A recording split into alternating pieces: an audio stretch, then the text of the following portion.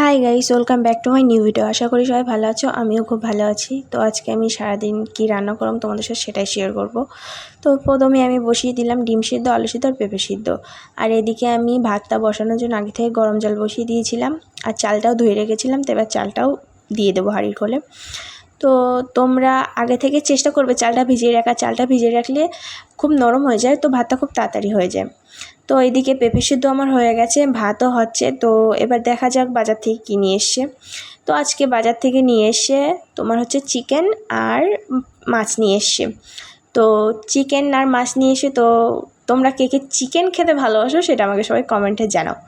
আমিও খুব ভালোবাসি, আমার চিকেনটা আমার ভীষণ প্রিয়। আমি মাছটা ততটা খাই না, মাছ আমি পছন্দ না আমার, বাকিদের সবাই পছন্দ কিন্তু আমার পছন্দ নয়। আর আমি মাছটা ততটা খাই না, তো আমার চিকেনটা খুব পছন্দ। তো এদিকে আমি চিকেন ধুয়ে নেব, ম্যারিনেট করার জন্য রেডি করছি। তো চিকেনটাকে আমি প্রথমেই ম্যারিনেট করব। তো ম্যারিনেট করে রাখলে চিকেনটা অনেক ভালো লাগে, সেই জন্য ম্যারিনেট করে রাখবো। তো ম্যারিনেটের জন্য আমি ফার্স্টে দেবো হচ্ছে হলদি, লবণ আর আমাদের বাড়ির খাঁটি সরিষার তেল। আর অনেকেই পেঁয়াজ দেয়, আদা দেয়, রসুন দেয়, অনেকে অনেক রকমভাবে দেয়, কিন্তু আমি অত রকমভাবে দেবো না, আমি আমার মতো করে করব। তো আমি শুধুই দেবো হলদি, লবণ আর কাঁচা লঙ্কা। কাঁচা লঙ্কাটা এই জন্যই দেবো যে এই যে ঝালের যে ভাবটা এটা ওর ভিতরে যাবে আর খুব ভালো লাগবে, যে একটু ঝাল ঝাল লাগবে। আর আজকে আমি কাঁচা লঙ্কা দিয়ে রান্না করব। আমি আজকে শুকনো ঝাল ইউজ করব না। তো এটা দেওয়ার পরে এবারে দেবো হচ্ছে মানে এটা ম্যারিনেট করার জন্য রেখে দেবো সাইডে। আর তোমরা তো সবাই জানো মাংস যত ভালো ম্যারিনেট করে রাখতে পারবে মাংস ততটাই টেস্টি হয়। তো আমার কাছে ততটা টাইম ছিল না, আমি 1 ঘন্টা রেখেছিলাম, তোমাদের মতো তোমরা রেখে দিও। এবার মাছটা ভাজি করার জন্য হলদি, লবণ আর একটু গরম মশলা দিয়ে দেবো। গরম মশলাটা দিলে ভালো লাগে, আমরা নর্মালি তো হলদি লবণ দিয়ে ভাজি, কিন্তু গরম মশলাটা দিয়ে দেখবে আসলে খুব ভালো লাগে।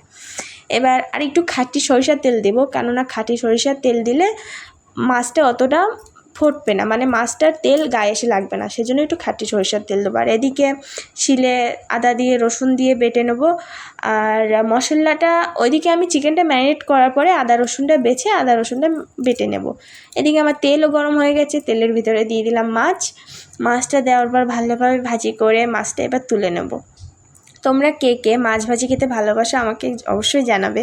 আমার ততটা ভালো লাগে না, কিন্তু আমার হাজব্যান্ডের খুব ভালো লাগে মাছ ভাজি, তো ওই জন্য মাছ ভাজি। মাছের আর কোনো তরকারি করব না, চিকেন করব, মাছ ভাজি করব, আর দেখা যাক কী হয়।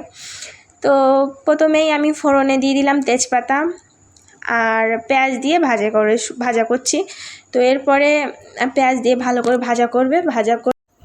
তো পেঁয়াজটা দিয়ে ভালোভাবে ভাজতে থাকবো।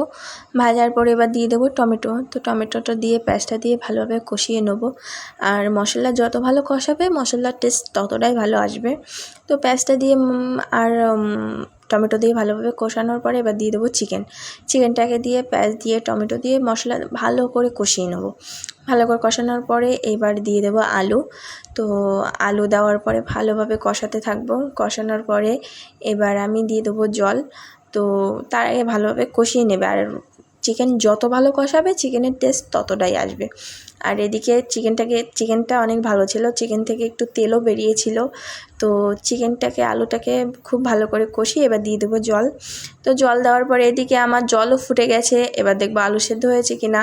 তো এদিকে আমার আলুও সেদ্ধ হয়ে গেছে, জলও কমে এসেছে, জলও ফাইনভাবে, চিকেনটাও মানে সিদ্ধ হয়ে গেছে, আলুও সিদ্ধ হয়ে গেছে। এবার দিয়ে দেবো ধনিয়া পাতা।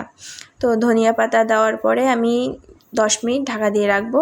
তো ধনিয়া পাতাটা ভালোভাবে দেওয়ার পরে, ঢাকাটা দেওয়ার একটাই কারণ যে ধনিয়া পাতার যে ফ্লেভারটা সেটা ঢাকা দিলে খুব ভালো আসে। তো এই জন্য আমি ধনিয়া পাতা দেওয়ার পরে ভালোভাবে ঢাকা দিয়ে রাখবো। তো ঢাকা দেওয়ার পরে এবার 10 মিনিট পরে আমি ঢাকাটা তুলে নেব। তো 10 মিনিট পরে ঢাকাটা তুলে নেওয়ার পরে এবার তার মাঝখানে আমি দিয়েছিলাম গরম মশলা। তো গরম মশলা দিয়ে এবার একটু নেড়ে চেড়ে এবার চিকেনটাকে নামিয়ে নেব। তো কে কে চিকেন খেতে খুব ভালোবাসো সে আমাকে কমেন্ট করবে, তারা চলে আসো আমাদের বাড়ি চিকেন খেতে। আর চিকেনটা সত্যি অনেক মজা হয়েছিল। আর তোমাদের কেমন লাগলো আমার চিকেন রান্না সবাই কমেন্টে জানাবা। আর আজকে রান্না হয়েছিল পেঁপে সিদ্ধ, আলু সিদ্ধ আর ডিম সিদ্ধ, আর হয়েছিল মাছ ভাজা, ডাল আর চিকেন। তো